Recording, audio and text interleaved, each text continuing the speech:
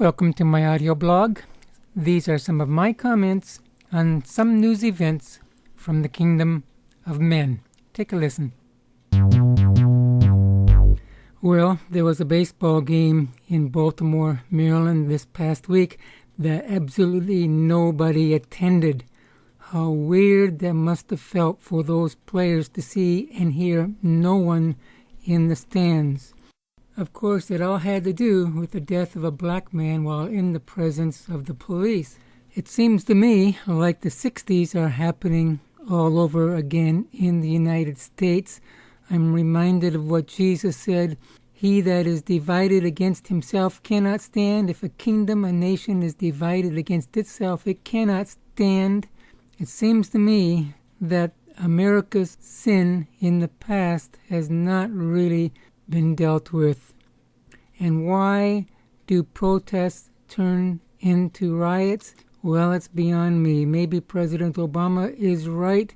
Maybe it's just the thugs that take the opportunity to loot in the midst of a protest, or maybe the protest just gets angry. Whatever the case, looting surely doesn't support the cause of the protesters. Justin Trudeau is Pierre Trudeau's son.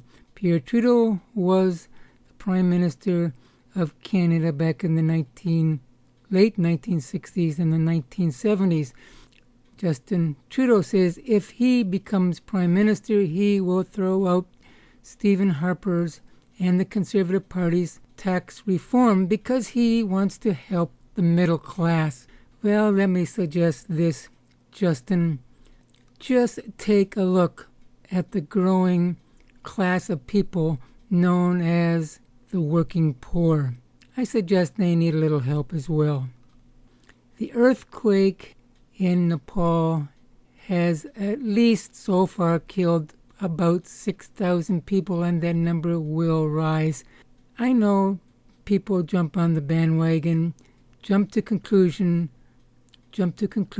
and say, well, it's the end of the world. We've had earthquakes for a long time. I do believe, though, that as time goes on and as we get closer to the end, earthquakes will become more prevalent. And when I hear of earthquakes, I cannot help but remember the earthquakes we see in the book of Revelation. These earthquakes we see today, the one we saw in Nepal, is nothing like the ones we see that are recorded in the book of Revelation. Let's take the book of Revelation seriously. Many people don't.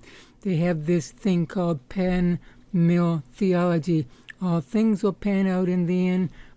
Of course they will all pan out in the end, but the book of Revelation was specifically dictated, shown to John for us to read, know, and attempt to understand. So let's not throw out part of the Word of God as many people do today. Thanks for listening, and thanks for watching.